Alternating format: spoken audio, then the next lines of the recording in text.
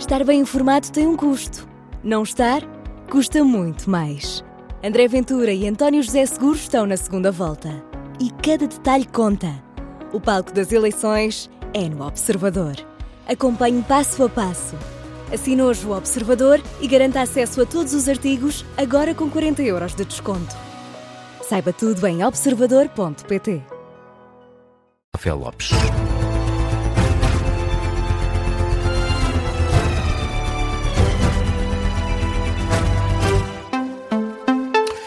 E começamos este Jornal do Meio-Dia com o Ministro da Presidência, que está neste momento a visitar a Marinha Grande. É uma das zonas mais afetadas pela passagem da Depressão Christine. António Leitão Amaro é acompanhado por uma comitiva europeia. O ministro diz que se trata de uma prova de que a Europa está a apoiar Portugal. Há instantes, Leitão Amaro falou aos jornalistas para dizer que os próximos dias vão continuar a ser de alerta. Portanto, os próximos dias continuam a ser de alerta e de adaptação.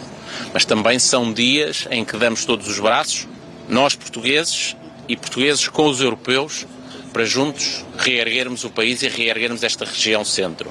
Vamos conseguir, com muito custo, a dimensão dos prejuízos é brutal, como creio que todos podem observar, em todas as dimensões, desde as infraestruturas públicas ao património natural, equipamentos desportivos, escolares, coletivos, casas de pessoas, equipamentos industriais e empresariais. A situação é mesmo terrível nesta região. O Ministro da Presidência de visita à Marinha Grande, acompanhado também pela Ministra da Cultura e pela Ministra da Juventude. António Leitão Amaro deixou ainda uma palavra de agradecimento a todos os profissionais que estão no terreno. E em Leiria, as autoridades já conseguem comunicar entre si via rádio. A PSP ficou longas horas sem comunicações, mas está agora a usar geradores para ajudar nos trabalhos de recuperação. A garantia foi deixada na Rádio Observador pelo comandante da PSP do Conselho, Domingos Antunes, avança que já há contacto com as sedes da Marinha Grande e de Pombal e explica que os polícias tiveram de recorrer à criatividade para resolver os problemas de comunicação. As comunicações rádio estão estabelecidas, inclusive conseguimos, através da nossa criatividade, introduzir uma rede analógica para fazer essa compensação, sobretudo com as povoações da Marinha Grande e de Pombal. Ontem, ao final do dia, já conseguimos restabelecer, portanto, temos contacto direto entre a central e com essas duas quadras destacadas e isso permitiu já, pelo menos, responder a quase todas as chamadas. A segunda grande preocupação é garantir a mobilidade, os trabalhos de limpeza, os trabalhos para fornecer substâncias críticas como oxigênio, etc., para os hospitais e para os lares e para os centros de saúde, tem que ter vias perfeitamente desobstruídas e esse é o papel da polícia. Ora, a garantia, o relato de Domingos Antunes, comandante da polícia da PSP de Leiria. Entretanto, vamos de novo até à Marinha Grande, onde podemos acompanhar de novo as palavras de António Leitão Amaro, o Ministro da Presidência, que está a acompanhar os trabalhos na Marinha Grande. Os nossos parceiros europeus, vamos reerguer o país desta tragédia. Em relação às pessoas, peço desculpa, em relação às pessoas, como vimos, há muita gente que vai ficar sem emprego durante muito tempo. Falou na reconstrução, a vida há de voltar ao normal com os serviços básicos, as casas, as telhas, enfim, mas muita gente não poderá trabalhar durante muito tempo. Está previsto algum tipo de apoio para as pessoas? Naturalmente, as pessoas estão sempre no centro das nossas preocupações. São sempre o centro. Não há empresas para haver emprego, para haver produtos que as pessoas consumam e portanto, a carência resultante de tragédias como esta tem várias dimensões. A primeira é não ter teto, e nós hoje tivemos reporte de várias pessoas que não têm teto, que precisam e que estão em centros de acolhimento. Provavelmente precisamos de reforçar a capacidade, como o Sr. Presidente de Câmara aqui nos transmitiu. Teto, alimento, as duas prioridades, eletricidade e comunicações. E naturalmente que depois a subsistência da vida com dignidade, qualidade e enquanto não houver condições de trabalho, de ensino nas escolas, temos que fazer e tomar medidas para isso. No que diz respeito, nós temos muita experiência no país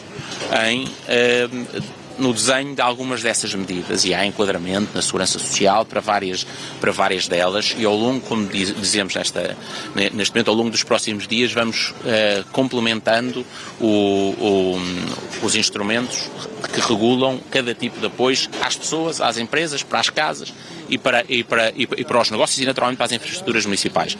É sempre importante lembrar, nestes momentos e sempre, que, relativamente à propriedade, as pessoas devem contratar seguros. O seguro é a forma principal para que haja recuperação do valor económico. Mas o que me está a falar é de outro tipo de necessidade, são necessidades transitórias, tal como... Sim, eu transmiti isso há pouco, que o Governo está reunido com os autarcas desta região, o Sr. Ministro da Economia com vários secretários de Estado, e nós continuaremos e vários instrumentos vão sendo anunciados e divulgados ao longo dos próximos dias, adequados, dirigidos às necessidades mais prementes e complementando com os seguros e com o esforço coletivo e o esforço europeu para retomarmos a condição de... Foi ativado, por exemplo, o mecanismo europeu da proteção civil para, por exemplo, poderem facultar geradores? Essa situação foi analisada e identificada e, como a Sra. Ministra do Ambiente e Energia aqui disse há pouco, nós ainda temos geradores disponíveis. Houve um diálogo bilateral com a Espanha, mas a identificação, uma coisa é o apoio de proteção civil, o mecanismo de proteção civil, outra é o Fundo Europeu de Solidariedade, que pode dar apoio financeiro à recuperação. O que é mecanismo europeu de proteção civil? A avaliação foi feita técnica, não foi uma decisão do Governo, baseou-se numa avaliação técnica, é que aquilo que o mecanismo de proteção civil podia trazer nesta circunstância, designadamente disse muito bem, geradores, mas também algumas outras produtos imagino cobertores, espaços de situações de acolhimento, nas várias capacidades nacionais, privadas, desde logo, redes, as empresas de telecomunicações, mais as públicas, incluindo a proteção civil, de bombeiros, e das Forças Armadas, que se mobilizaram e que estão no terreno também, era suficiente e ainda está disponível. E, portanto, a parte do apoio europeu, nós ainda tínhamos capacidade, não era necessário, na avaliação técnica, ativá-lo. Foi, desde o primeiro momento, trabalhado o cenário do apoio de solidariedade para o futuro. Muito obrigado a todos. Ora, as palavras de António Leitão Amar, o Ministro da Presidência, que está de visita à Marinha Grande a dar conta das dificuldades precisamente nessa região. Há ainda uma comitiva europeia que acompanha os trabalhos de limpeza e à procura de restabelecer os serviços. Diz António Leitão Amar que há instrumentos que vão ser divulgados nos próximos dias pelo Governo para ajudar as populações nas áreas mais afetadas.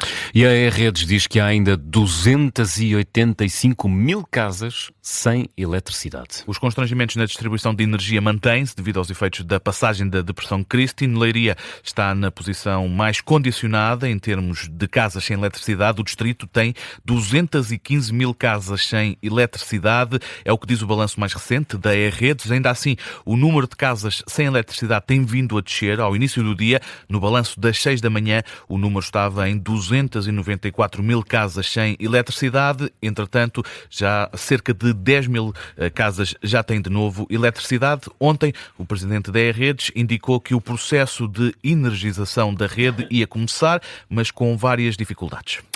E o PS acusa o governo de insensibilidade e falta de preparação para gerir crises no país. José Luís Carneiro considera que a Proteção Civil decretou o estado de prontidão especial demasiado tarde. O líder do PS convocou os jornalistas para dizer que o executivo liderado por Luís Montenegro falhou na gestão atempada de mais uma crise. José Luís Carneiro lembra o aviso do IPMA para apontar o dedo ao Governo e à Proteção Civil. A sensação com que se fica é que mais uma vez o Governo mostrou insensibilidade e impreparação para antever e gerir atempadamente esta crise. Tinha acontecido no apagão, aconteceu nos incêndios e voltou a acontecer agora. O IPMA informou a tempo e horas, o que significa que se conheciam as características da tempestade e onde ela poderia ser mais severa. A Autoridade de Proteção Civil só decretou e comunicou o nível máximo do estado de prontidão especial, nível 4, a menos de 12 horas da passagem da frente mais ativa desta depressão, o que manifestamente foi tarde e em cima da hora para se poder preparar a resposta. O socialista esteve reunido esta manhã com autarcas e deputados socialistas das zonas mais afetadas pela passagem da Depressão Christine. 12:09. José, que outras notícias estão a marcar a atualidade a esta hora? Déjà vu na Liga dos Campeões, Benfica, Real Madrid. Outra vez, os encarnados vão encontrar os merengues no play-off de acesso aos oitavos de final da Liga dos Campeões, depois da vitória das Águias na passada quarta-feira no Estádio da Luz. A primeira mão do play-off é em Lisboa. O Benfica e Real Madrid joga-se ou no dia 17 ou no dia 18 de fevereiro. A segunda mão é no Santiago Bernabéu. A economia portuguesa cresceu 1,9% no ano passado, é o que indica a estimativa rápida divulgada pelo Instituto Nacional de Estatística. Este valor representa desde logo uma desaceleração face ao aumento de 2,1% registado no ano anterior. Isto, 2024.